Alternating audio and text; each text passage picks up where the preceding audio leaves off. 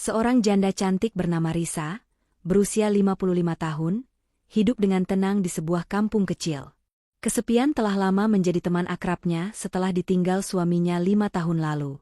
Namun semua berubah ketika ia bertemu Rudi, tukang parkir muda usia 25 tahun, yang sopan, murah senyum, dan rajin sholat di masjid dekat warungnya.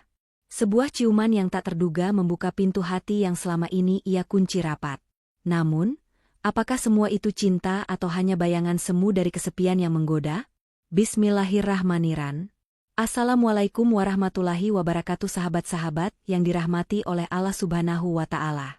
Sebagai pengingat dalam kehidupan yang penuh godaan, hari ini izinkan saya membacakan kisah yang tidak hanya menyentuh hati, tapi juga menjadi renungan bagi kita semua. Judul cerita kita hari ini adalah Risa dan Rudi, ketika hati tua tergoda cinta muda. Gerakan jari Anda untuk like dan subscribe ke channel ini. Dukung kami dengan membagikan cerita ini agar menjadi amal jariah untuk saling mengingatkan dalam kebaikan. Semoga cerita ini menjadi pelajaran hidup, bahwa cinta bukan sekadar rasa, tapi tanggung jawab dan akhlak yang mulia. Di sebuah kota kecil yang jauh dari hiruk-pikuk ibu kota, berdiri sebuah warung sederhana di pojok jalan. Warung itu tidak besar, tapi selalu ramai. Bukan karena tempatnya, tapi karena pemiliknya. Namanya Bu Risa. Seorang janda cantik berusia 55 tahun yang dikenal baik hati, sabar, dan rajin beribadah. 5 tahun lalu, suaminya meninggal karena serangan jantung mendadak saat hendak berangkat sholat subuh. Sejak saat itu, Risa hidup sendiri. Ia tidak punya anak. Hanya ada kenangan. Namun meski ditinggal sendiri, Risa tidak pernah menyerah pada hidup. Ia memilih untuk membuka warung kecil di depan rumah. Ia bangun tiap pukul 3 pagi, menanak nasi, memasak lauk, menyiapkan gorengan, dan membuka warung sebelum adzan subuh berkumandang. Wajah Risa masih bersih. Kulitnya cerah. Usia boleh lebih dari setengah abad, tapi penampilannya selalu rapi. Kerudung yang ia kenakan selalu bersih. Baju gamis yang sederhana tapi elegan. Senyumnya lembut. Dan tutur katanya menyejukkan hati siapapun yang berbicara dengannya. Suatu pagi, sekitar 6 bulan lalu, datanglah seorang pemuda ke daerah itu. Ia bukan orang kaya, bukan juga sarjana. Namanya Rudi. Usianya 25 tahun. Tubuhnya tinggi kekar. Kulitnya legam terbakar matahari. Ia datang dari desa, merantau mencari kerja, dan akhirnya diterima sebagai tukang parkir di area sekitar warung Bu Risa. Hari pertama bertugas, Rudi berdiri kikuk. Ia membawa rompi dan peluit, tapi belum tahu bagaimana cara menghadapi pelanggan yang cerewet. Tapi dari jauh, matanya tertuju pada warung kecil itu. Dan dari balik etalase, Bu Risa sedang menyapu halaman. Wajahnya tenang. Ia tidak tahu sedang diperhatikan. Beberapa hari kemudian, interaksi kecil mulai terjadi. Risa menawarkan gorengan gratis kepada Rudi. "Mas Rudi ya? Sini, coba ini masih panas," kata Risa sambil menyerahkan tempe goreng. Rudi kaget. Matanya membesar. "Masya Allah, makasih Bu, saya belum sarapan." Sejak hari itu, obrolan mereka mulai rutin. Dari sekadar, "Selamat pagi," berubah menjadi, "Mas, sudah makan?" Dari sekadar, "Mau teh?" berubah menjadi, "Ayo masuk sebentar, buatin teh panas, nanti masuk angin." Tak ada yang tahu.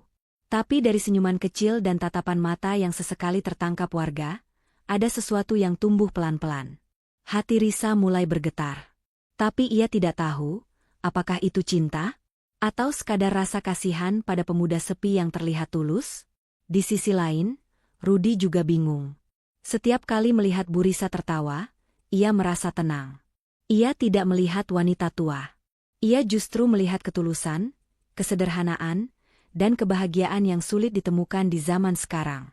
Suatu hari, hujan turun deras. Jalanan becek.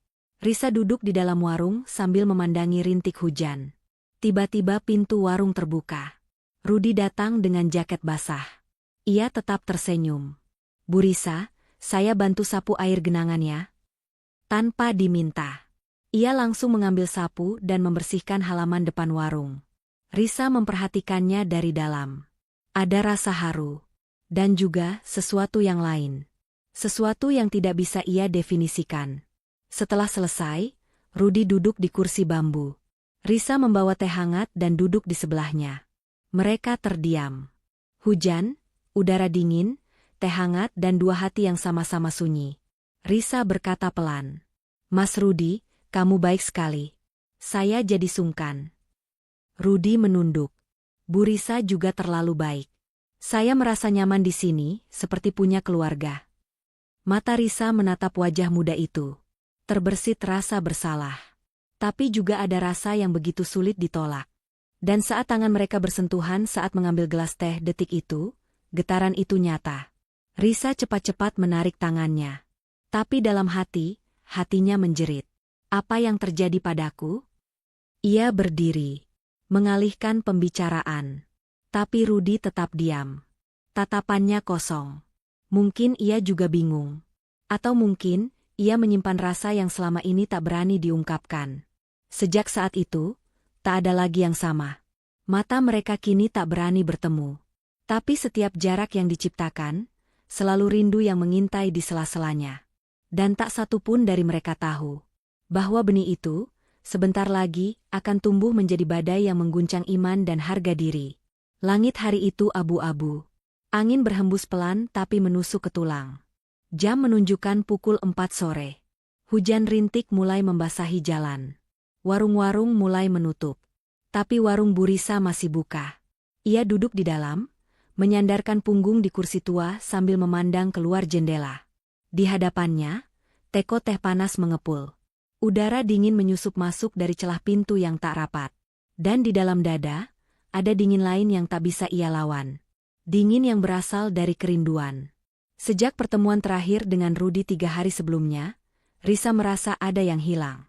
Tak ada senyum pagi, tak ada tawaran bantu menyapu.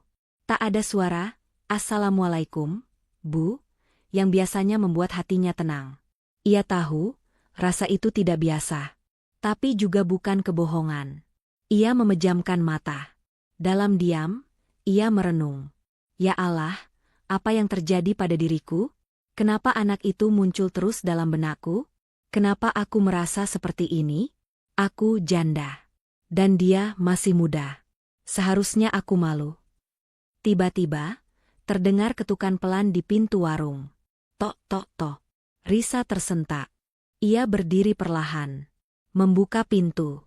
Di depan sana, berdiri Rudi. Tubuhnya basah oleh gerimis. Tapi senyum tetap tersungging. Ia memegang 2 kantong plastik hitam berisi cabai dan bawang. Maaf Bu Risa, saya titip belanjaan dari Bu Siti. Tadi saya antar motor ke pasar, sekalian mampir.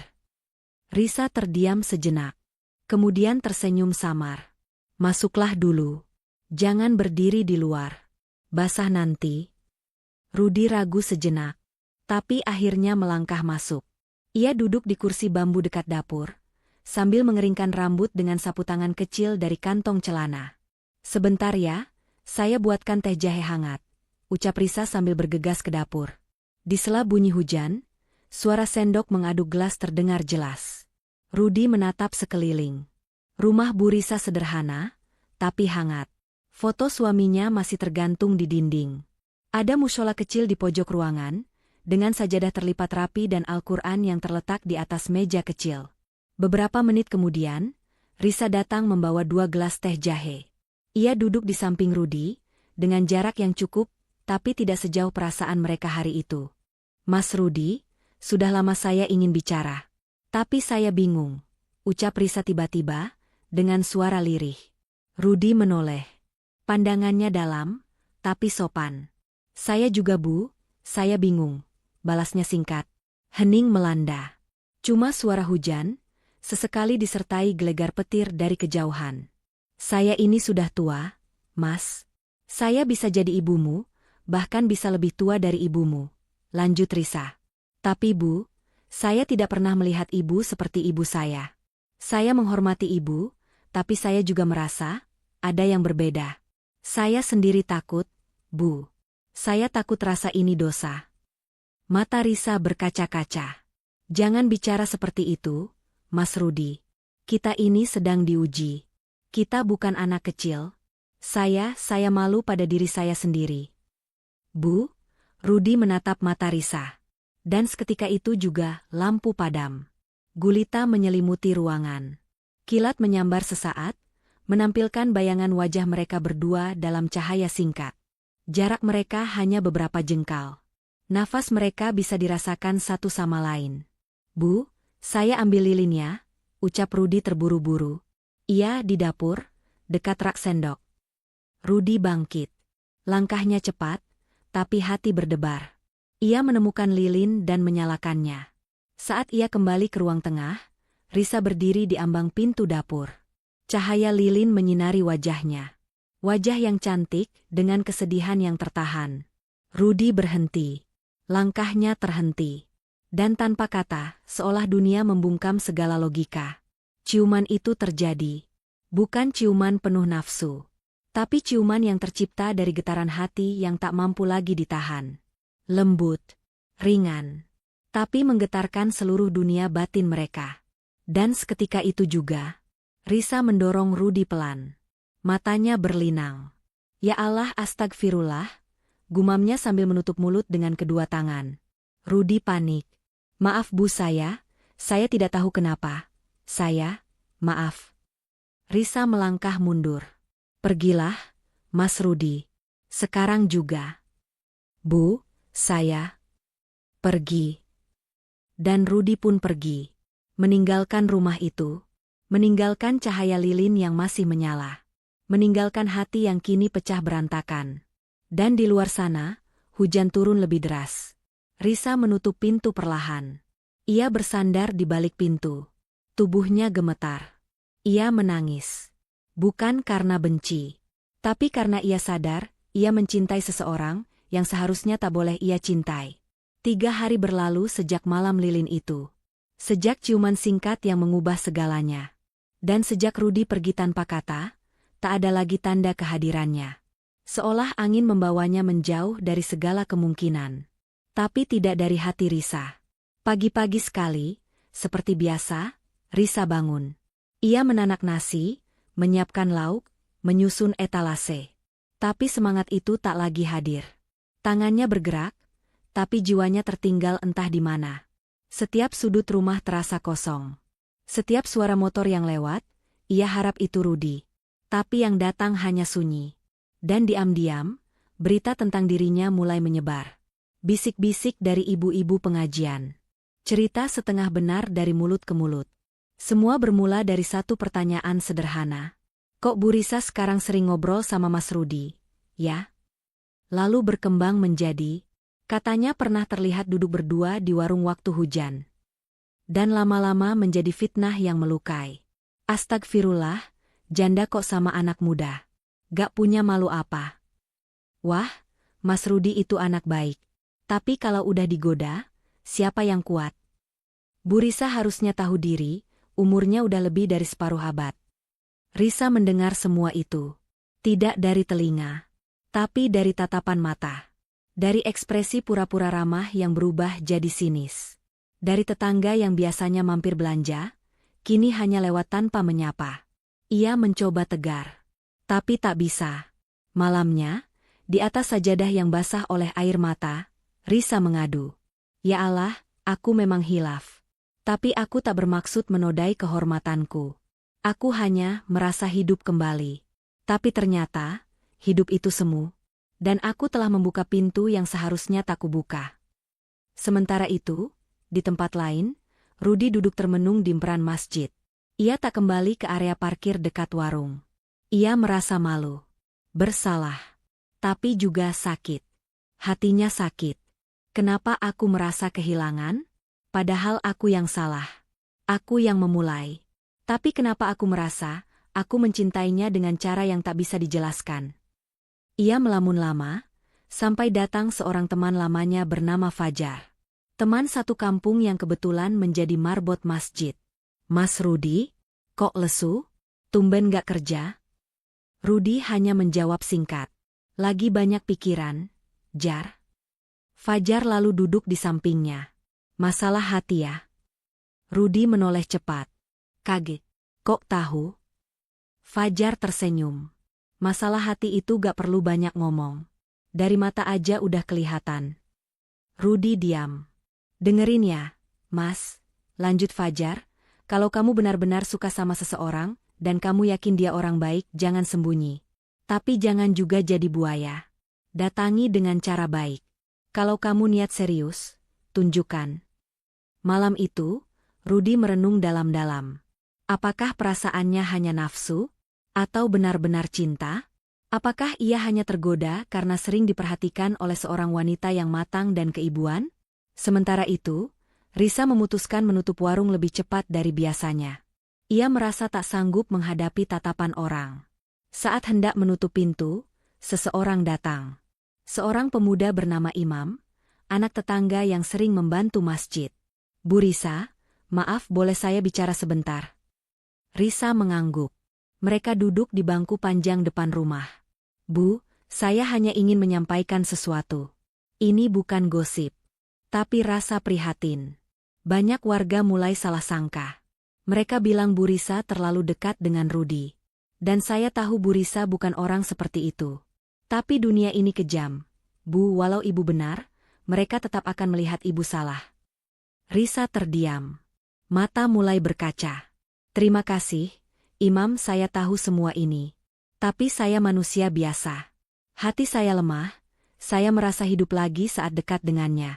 Tapi saya juga tahu, tidak semua yang hidup itu harus dipelihara. Setelah Imam pulang, Risa masuk ke kamar. Ia menatap kaca. Wajahnya mulai keriput. Tapi di balik itu, ada hati yang masih bisa mencintai. Tapi juga mudah hancur. Pagi harinya, Risa mengambil keputusan besar. Ia menulis sepucuk surat kecil. Mas Rudi, saya ingin berterima kasih. Karena kehadiranmu membuat saya merasa hidup kembali. Tapi saya sadar, perasaan itu salah tempat. Dunia kita berbeda. Dan hidup ini bukan hanya tentang rasa, tapi juga tentang menjaga nama baik. Mulai hari ini, jangan datang lagi ke warung saya. Demi Allah, ini keputusan yang sulit. Tapi saya percaya, ini jalan terbaik. Semoga kamu tetap jadi lelaki baik, dan menemukan wanita yang lebih pantas. Wasam. Risa. Ia menitipkan surat itu pada anak kecil di gang. Tak lama, Rudi membacanya. Tangannya gemetar. Matanya berkaca. Ia ingin marah. Tapi ia hanya bisa mengangguk dalam diam. Ia tahu, mungkin ini akhir dari sebuah harapan. Tapi ia juga tahu, Allah belum selesai menulis takdir mereka. Hari-hari terasa lambat setelah surat itu dikirimkan. Risa kini lebih banyak mengurung diri. Warungnya memang tetap buka, tapi tak seramai biasanya. Suaranya tak seteduh dulu, senyumnya tak sehangat biasanya. Para pelanggan mulai bisa merasakan, ada luka yang sedang ditahan. Dan luka itu dalam. Ia tetap menjalankan rutinitas. Bangun dini hari, masak, bersih-bersih, sholat tahajud. Tapi ada yang berbeda. Setiap doa kini disertai isak. Setiap sujud, basah oleh air mata. Ya Allah, aku lemah. Aku hanya seorang perempuan tua yang pernah merasa hidup kembali, karena kehadiran seorang anak muda. Tapi aku sadar, perasaan itu salah. Aku takut, ya Allah, aku takut mati dalam keadaan membawa cinta yang tak halal. Suatu pagi, saat Risa sedang menyapu halaman warung, datang seorang tamu tak disangka-sangka. Assalamualaikum, Risa. Suara itu lembut, sejuk, dan familiar. Risa menoleh. Seorang perempuan setengah baya mengenakan kerudung hijau zaitun berdiri di depan pagar. Wajahnya teduh. Matanya bersinar dalam. Ustadzah Halimah. Ustadzah Halimah adalah guru ngaji yang disegani. Beliau dikenal lembut dalam berkata, tajam dalam nasihat, tapi tak pernah menghakimi. Boleh saya masuk, Risa? Tanyanya dengan senyum ramah. Subhanallah, tentu, silakan masuk Ustadzah. Mereka duduk di teras rumah. Risa menyuguhkan teh, tapi tangannya sedikit gemetar. Risa, ucap Ustadzah pelan, aku tak datang untuk menghakimi. Tapi aku datang karena Allah membisikkan padaku, bahwa kau sedang menanggung sesuatu yang berat sendiri. Dan aku ingin kau tidak menanggungnya sendirian.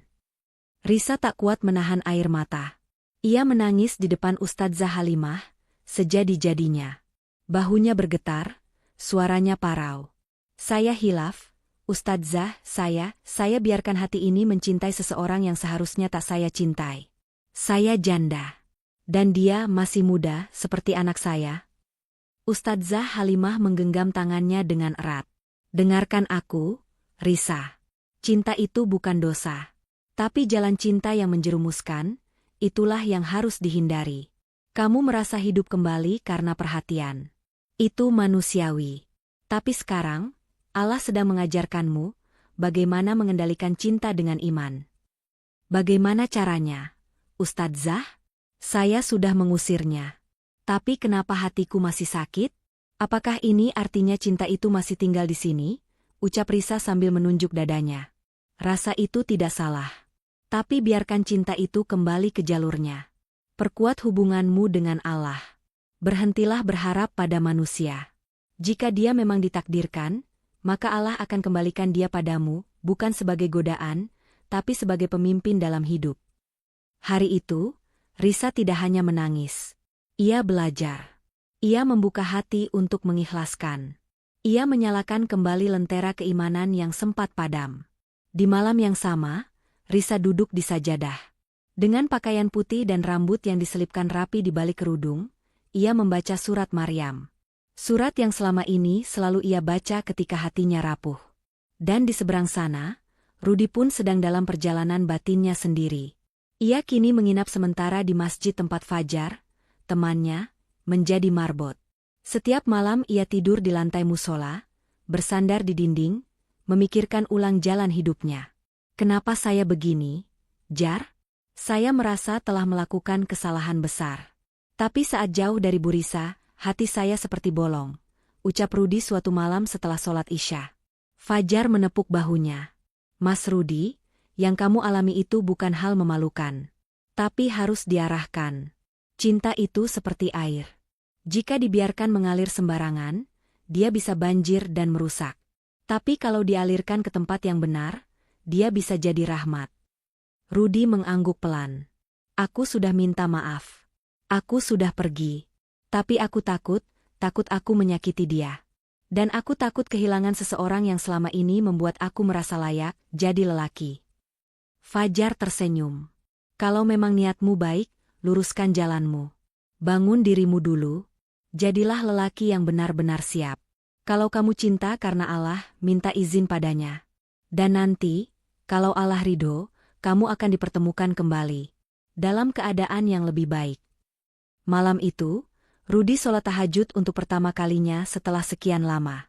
Dalam sujudnya, ia menangis.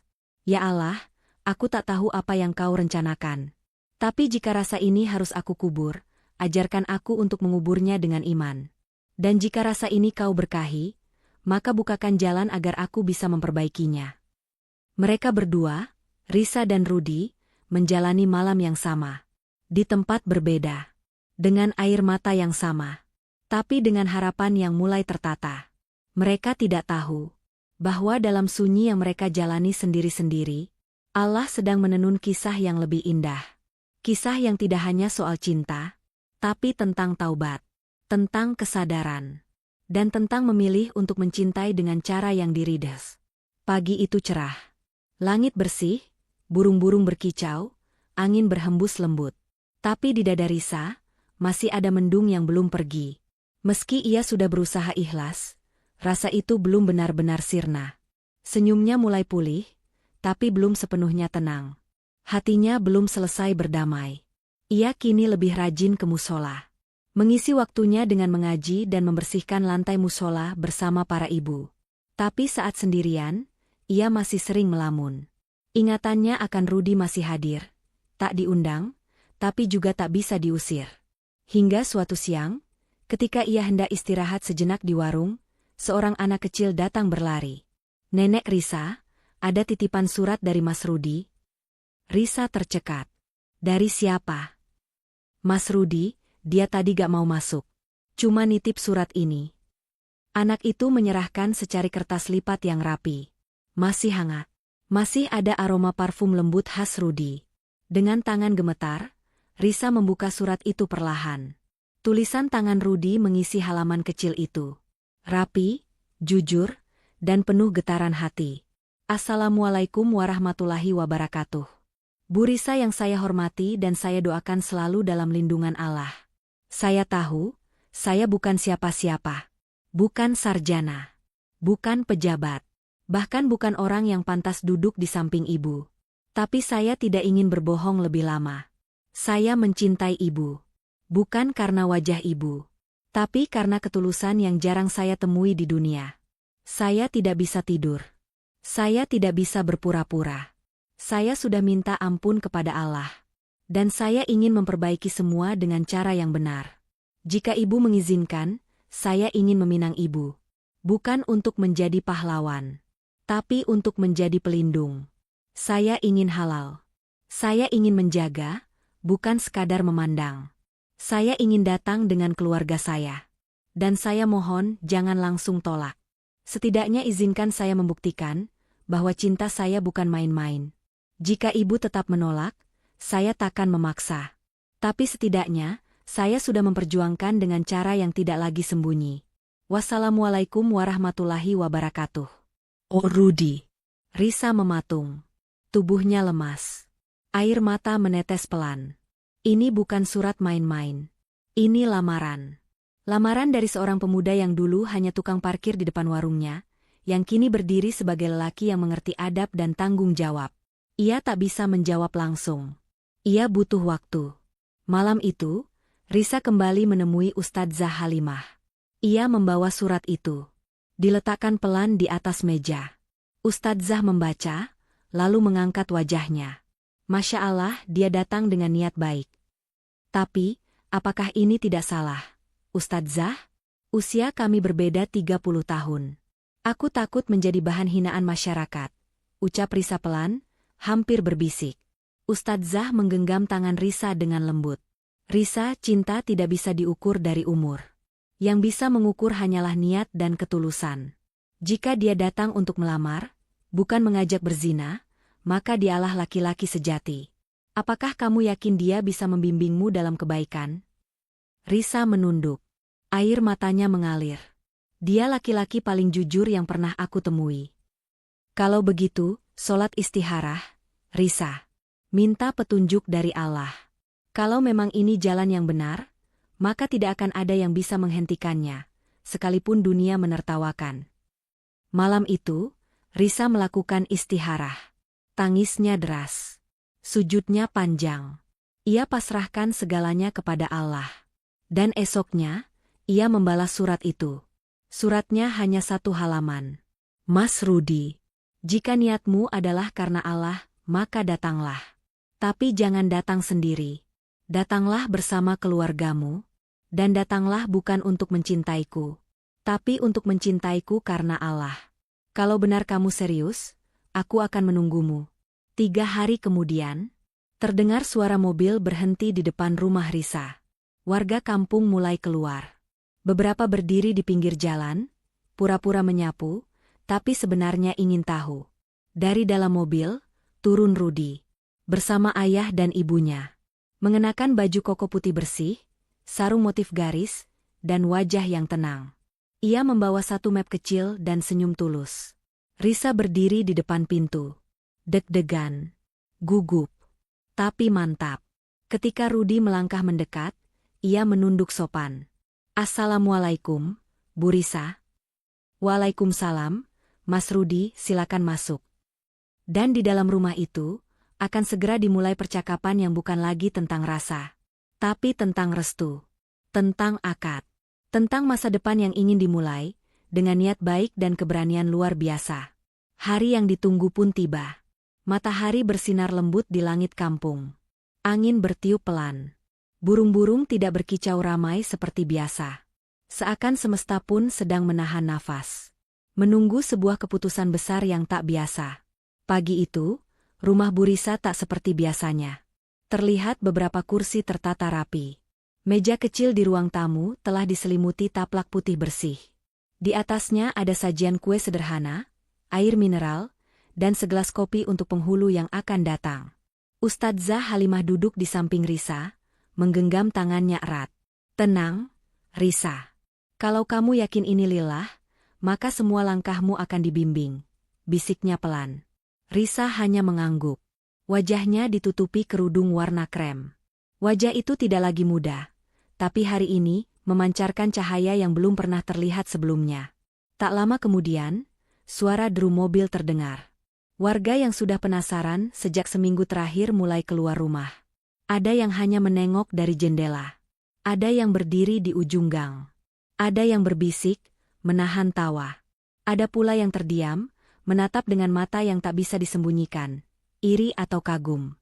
Masya Allah, beneran jadi, ya? Masih muda, nikah sama janda. 30 tahun bedanya. Dia pasti kena guna-guna. Tapi Rudi tak peduli. Dengan baju koko putih dan sarung rapi, ia turun dari mobil. Ayah dan ibunya menyusul di belakang.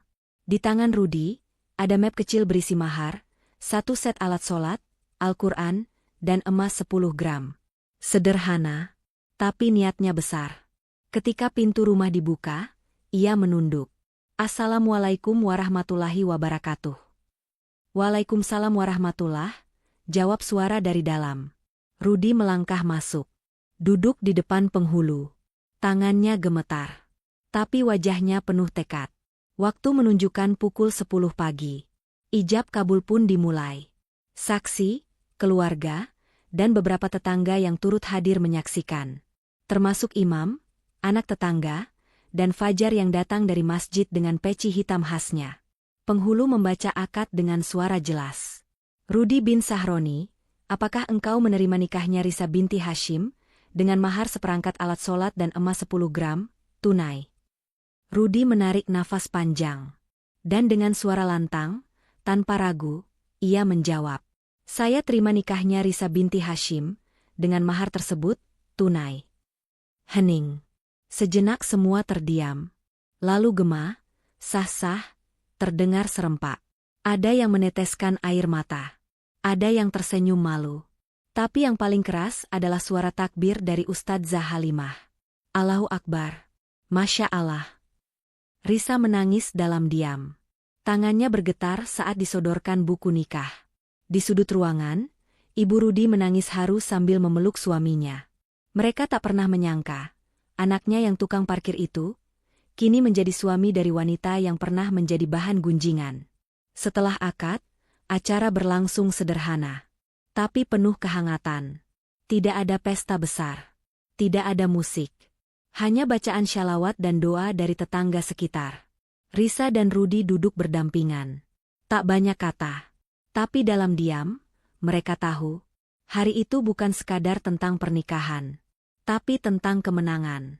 Kemenangan atas bisikan nafsu. Kemenangan atas gosip. Kemenangan atas rasa takut. Dan kemenangan atas keraguan yang pernah hampir menghancurkan segalanya. Seminggu setelah akad, warung Risa kembali buka. Tapi kini, papan di depan telah berubah nama. Bukan lagi warung Bu Risa. Tapi, warung Risa Rudi. Beberapa orang awalnya masih mencibir. Tuh kan, jadi juga. Gak tahu malu. Tapi perlahan, sikap Rudi membungkam semua suara itu. Ia datang setiap pagi. Membantu Risa angkat galon. Membersihkan halaman.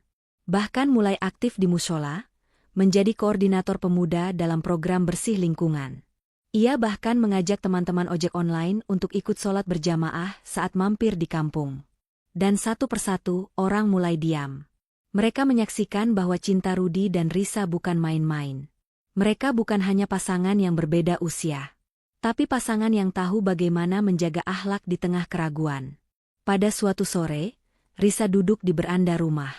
Di sampingnya, Rudi sedang menulis di buku kecilnya.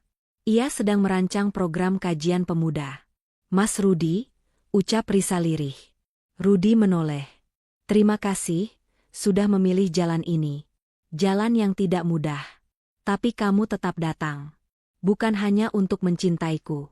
Tapi untuk menikahiku. Untuk menjadikanku halal. Rudi menggenggam tangannya. Saya bukan lelaki sempurna, Risa.